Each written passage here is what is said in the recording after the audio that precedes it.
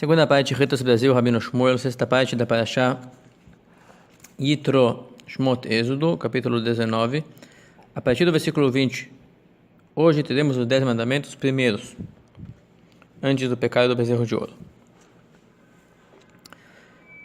Está falando da situação que no sexto dia do mês de Sivan, depois de 3 dias de preparo e purificação, o Eterno se manifestou com fogo intenso, com fumaça intensa, com voz de toque de shofar crescente, sobrenatural.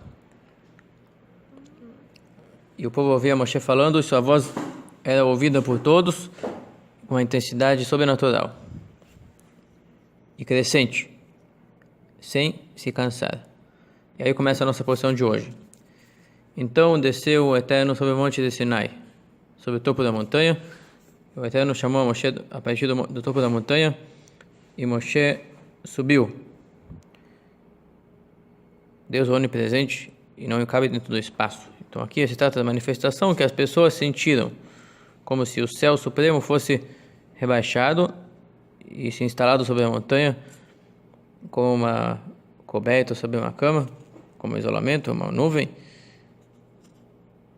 e desceu o trono sagrado sobre ele. Claro que isso aqui é uma coisa altamente metafórica, capaz que é a descrição do que eles enxergaram, mas entenderam que não é a visão que os olhos materiais veem, sim a presença divina que está ali. E eu disse ao Eterno a Moshe: desça e adverte o povo para não atravessarem os limites da montanha, não subirem, já que eles querem ver o nosso rei. Eles falaram ontem: queremos ver o nosso rei. Vocês vão ter profecia, vocês vão ver, mas não subam, sob pena de destruírem a união. Pessoal, ninguém saia da união das pessoas que estão embaixo da montanha, irá causar um grande estrago. Mesmo que um só morresse perante Deus é um estrago grande. Vai, como diz assim, estragar a perfeição do momento. Mesmo quem é sacerdote, naquele momento os primogênitos eram os sacerdotes, destinados para fazer oferendas, mesmo eles que não sintam-se importantes e destacados para subir, para se aproximar para se aproximar além do limite descrito para eles. Eles tinham um limite um pouco adiante dos demais, mas não podiam passar aquilo para cima da montanha. E Moshe disse a Deus: o povo não irá subir, o povo não pode subir. Você nos já adverteste, tu já nos adverteste a delimitar a montanha e a isolar a montanha. Então Deus disse a ele: vai, desce e adverte novamente. Uma coisa importante deve ser advertida antes do ato e depois na hora do ato novamente. Depois sobe você até o cume. Aaron poderá se aproximar mais que as demais pessoas. Aaron poderá estar na frente o mais próximo possível, mais próximo que os demais. Depois dele os Kohanim, os sacerdotes que eram os primogênitos. E o povo ficaria um pouco mais, não poderiam sair do seu lugar nem um pouco. Então Moshe desceu até o povo e disse a eles essa ordem. Começa o capítulo 20. E falou o Eterno todas estas coisas para dizer. Todas essas coisas quer dizer, o Rashi diz, que o Santo Bendito seja pronunciou os 10 mandamentos, as 10 ordens, em uma fala só, uma situação que o homem não consegue fazer. Quer dizer, a experiência era de ouvir uma coisa que era várias ao mesmo tempo, sobrenatural. Além da regra de que cada voz é só um assunto, só uma palavra. E isso é impossível também descrever aqui na Torá como é que era aquela voz, mas era essa a experiência. Os 10 mandamentos foram ditos em uma palavra só. E depois repetiu Deus e descreveu aquilo em detalhes. A experiência que eles tiveram depois era de descrição repetida e dessa vez isolada, cada assunto em sua vez. E ali o povo ouviu os primeiros 2 mandamentos, e os últimos 8 pediram para Moshe servir de representante entre eles e Deus. Eles não toleravam mais a experimentar essa intensa revelação divina que desfaz praticamente a natureza habitual do mundo material. E eles não toleravam isso. Pediam para Moshe que tolera que ele sinta a experiência e repasse para eles o que eles conseguem captar sem que seu ser material seja agredido. E Deus disse isso para dizer, ou seja, era uma fala que exigia resposta. Deus dava ordem positiva e o povo dizia, faremos assim como você diz. Deus dava a proibição e o povo dizia, nós iremos se abster do que você proíbe. E aqui começa a descrição. Eu sou o Eterno teu Deus, que eu uso a palavra Eterno, é o tetragrama, o nome de Deus que tem 4 letras, Yud, depois Rei, depois Vav, depois Rei, teu Deus, que lhe tirou da terra do Egito, de casas de escravos. Vocês eram escravos da casa de um rei, Faraó, rei do Egito, e não escravos de escravos. A maldição de outros povos era que eles vão ser escravos de escravos. Em Israel eram escravos de um rei, pelo menos. E essa tirada lhes torna comprometidos comigo. Vocês eram servos de Faraó, agora vocês serão meus servos. E era necessário dizer isso, porque eles tinham visto manifestações proféticas que poderiam fazer pensar que Deus tem imagem, porque no mar aparecia como um herói fazendo guerra, e aqui no Monte Sinai aparecia como um senhor de idade compadecido.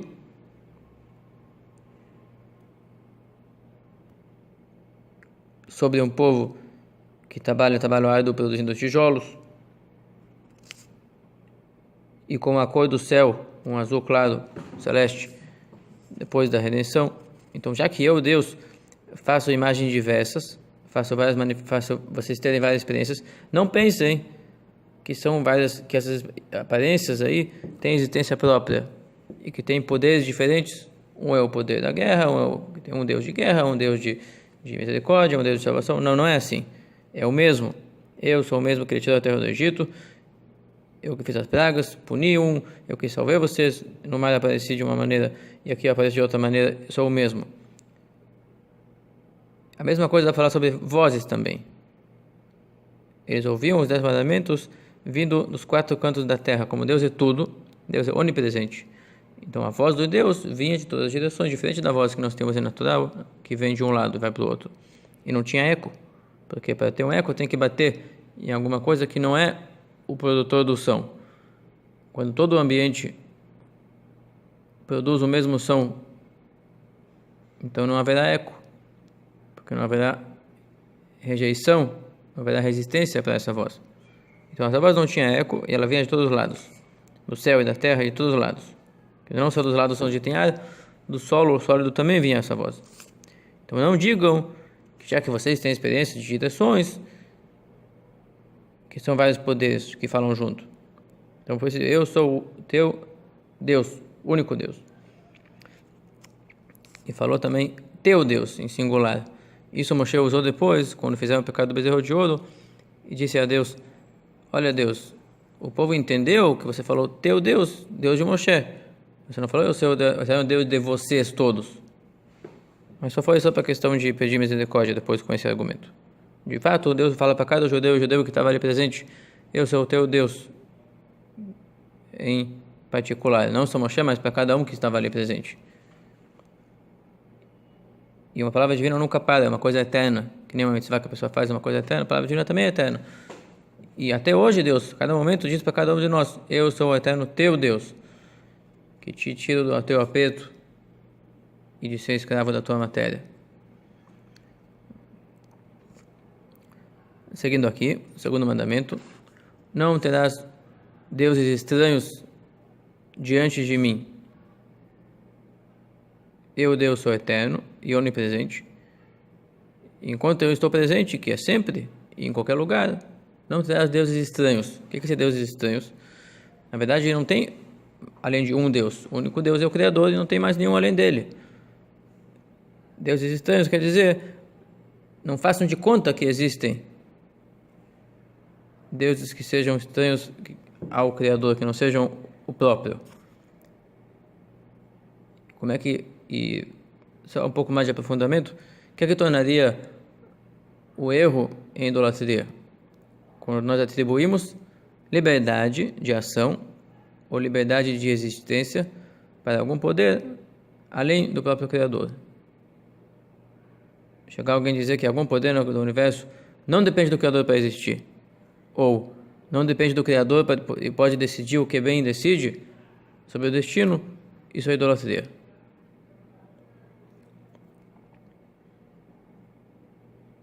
Pode haver a situação que Deus dá uma ordem em vez de forçar. Então, ele concede falar uma ordem e não forçar que ela seja acontecida automaticamente, concede a liberdade ao criatura a quem foi destinada a ordem, como nós seres humanos. Mas se Deus não tivesse nos dado ordens e podia nos forçar, então íamos fazer todas as leis de forma automática. Não teria a opção de deixar de fazer. Por isso, não estamos se idolando com essa liberdade chamada livre-arbítrio. Mas, de fato, ninguém independe de Deus.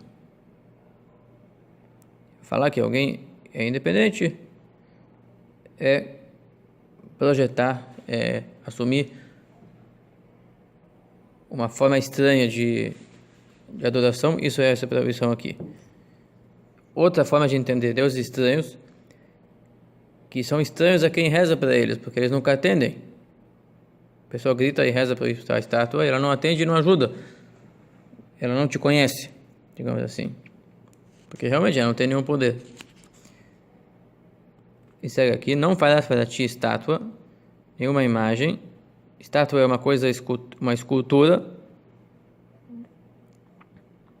com imagem de todo ser representando um astro, um signo celestial que está no céu, ou um ser idolatrado que está na terra,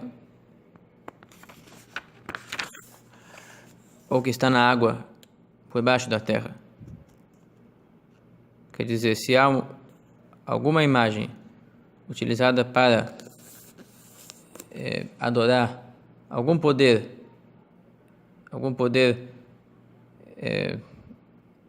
extraterrestre, algum poder terrestre, algum poder subterrâneo, se é usado para adorá-lo e dizer que ele independe, não pode fazer aquela imagem. São as imagens usadas pelos pagãos antigos e se surgir um paganismo novo, então também aquela imagem ficaria proibida.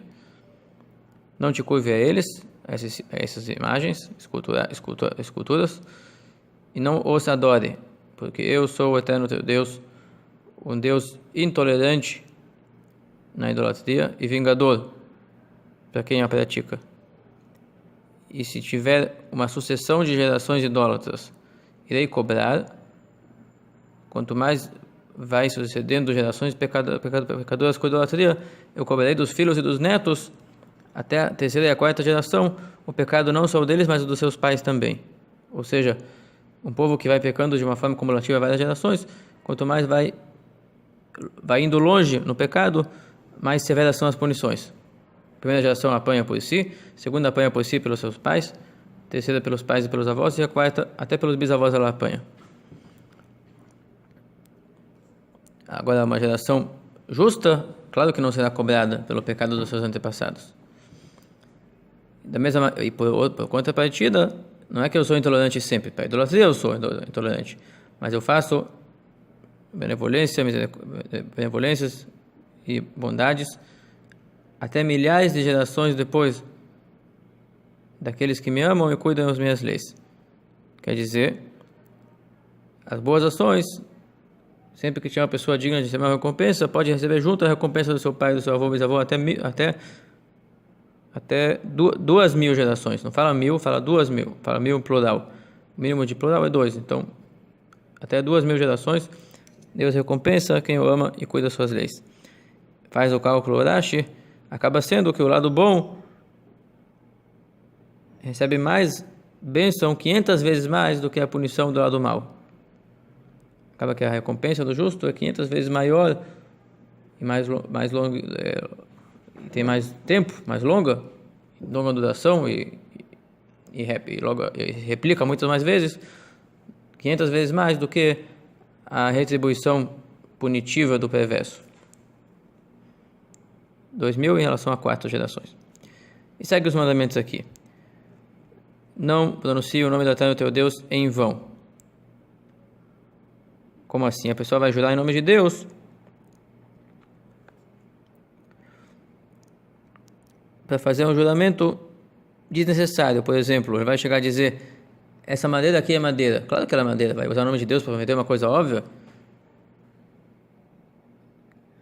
Isso aqui é um juramento fútil. Então, não pronuncie o nome do Eterno teu Deus numa juração fútil, inútil, porque não perdoará o Eterno aquele que irá usar o seu nome em vão. Aqui repete, inclui aqui, quando fala em vão a segunda vez, inclui um juramento que é evidentemente falso. Quer dizer, também é inútil. Uma coisa que todos sabem que é de ouro, não adianta jurar que é de prata. Se usa o nome de Deus para jurar que a coisa óbvia é como ela é, ou que a coisa óbvia não é como ela é, os dois são falsos e incorrem nessa proibição. Depois segue aqui o mandamento: lembre o dia do sábado para santificá-lo. Nos mandamentos que foram dados depois do pecado do bezerro de ouro, está escrito: cuide para cumpri-lo. Mas, na verdade, esse mandamento inclui os dois. Lembre sempre que o dia do Shabat é um dia sagrado e tem que respeitá-lo com os melhores objetos, roupas e alimentos. Se você encontra alguma coisa de boa qualidade, compre e guarde, planeje ele para ser utilizado e aproveitado no Shabat. Assim você lembra esse dia o tempo inteiro. E o Shabat é da seguinte maneira: 6 dias trabalharás e farás tudo o que é necessário de material. E no 7º dia será um dia de folga, assim como folgou o Eterno teu Deus. Folga pertencente, ou de folga adiante, folga adiante do Eterno teu Deus. Quer dizer, o Deus, estamos sempre diante dele. Quando trabalhamos e servimos, é diante dele. Quando descansamos diante dele. E ele ordena: não farás nenhum serviço produtivo, nem tu, nem teu filho, tua filha, nem que for menor de idade, que não dá para cobrar do filho. Mas os pais são incumbidos de impedir que os filhos transgridam o Shabat. Teu servo e tua serva, teu animal, o animal do judeu não pode trabalhar no Shabat, e o seu convertido que está na tua cidade.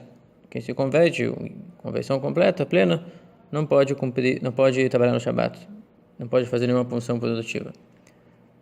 E isso indica como em 6 dias o Eterno fez o céu e a terra, o mar e tudo o que ele contém, e apesar de não ter tido nenhum esforço, porque Deus é todo-poderoso e para ele as coisas acontecem sem esforço, ele descansou no 7º dia, parou.